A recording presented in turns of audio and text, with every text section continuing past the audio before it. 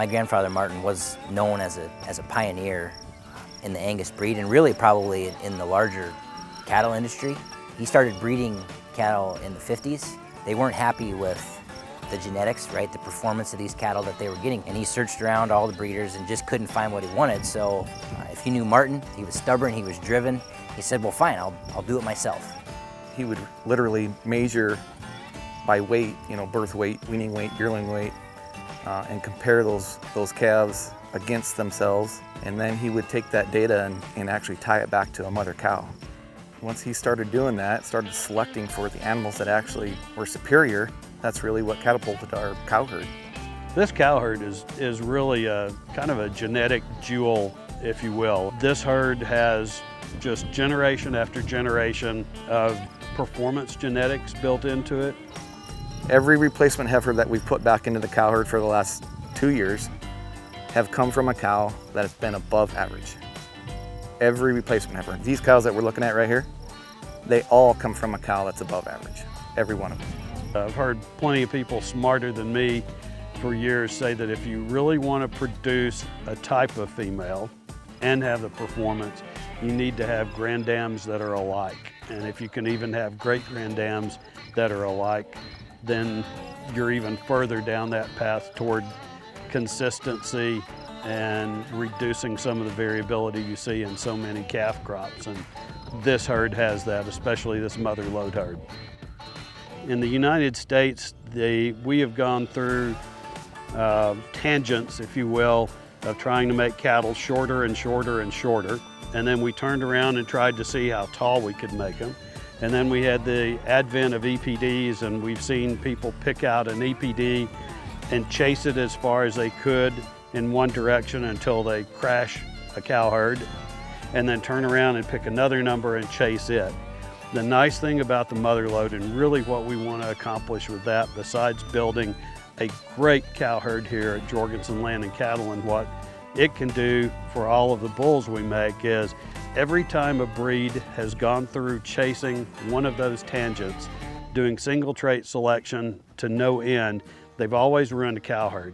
They have to come back somewhere to rebuild a cow herd before you can go chase the next one.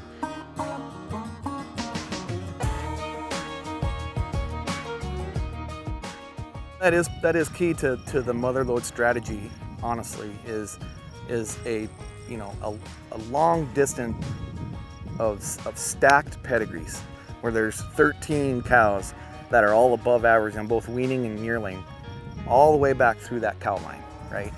That's not really that uncommon for us to have. I mean, that is something that we strive for. That is something that we select for. That's something that we work towards. And rather than shifting gears and going this direction for a different trait and losing focus on that, that just doesn't happen here. The whole focus of this breeding program is balance. And if you just take that word and then compare that to single trait selection or following a trend or a fad, you'll see that there's an immediate difference, right? We stay the course. We don't sit there and say, all right, we're going to try and bring birth weight down, so let's focus the whole breeding program on bringing birth weight down.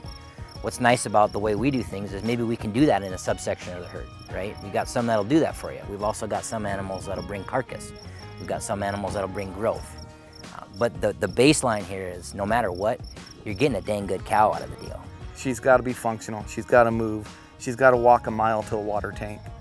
She can't have bad feet. She's got to be sound. And at the same time, she's got to have enough vital organ area to live in a, this year it's not dry, but last year it was a total different scenario.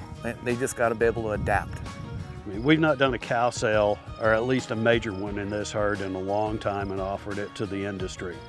We've sold a few cows here or there. We've sold some late bred cows and some open cows at the end of every year to private treaty. But with this elite cow herd that we have and this varsity cow herd, to give people the opportunity to come in and add those genetics to their herd, I think they can do tremendous things for those herds of cows that people put those in. This herd is bred uniquely. It's a more concentrated breeding, a line bred herd. And when that other genetics, from whether it's some of the carcass lines or other lines get used on this set of cows, I think that it'll offer some tremendous opportunity for those people that come. And the other thing that really excites me is I want people to come and see this cow herd. I don't think people have any idea how great this set of cows are. I'm anxious for them to come and get to see what this cow herd looks like, as well as the performance, and then learn all the genetics, generations of genetics that are behind it. There'll be all running ages. There'll be bred heifers. There'll be a handful of fall calving cows. We are selling 27 of our elite cows, and so it'll be a really, really excellent opportunity for someone to get a hold of some high-powered genetics.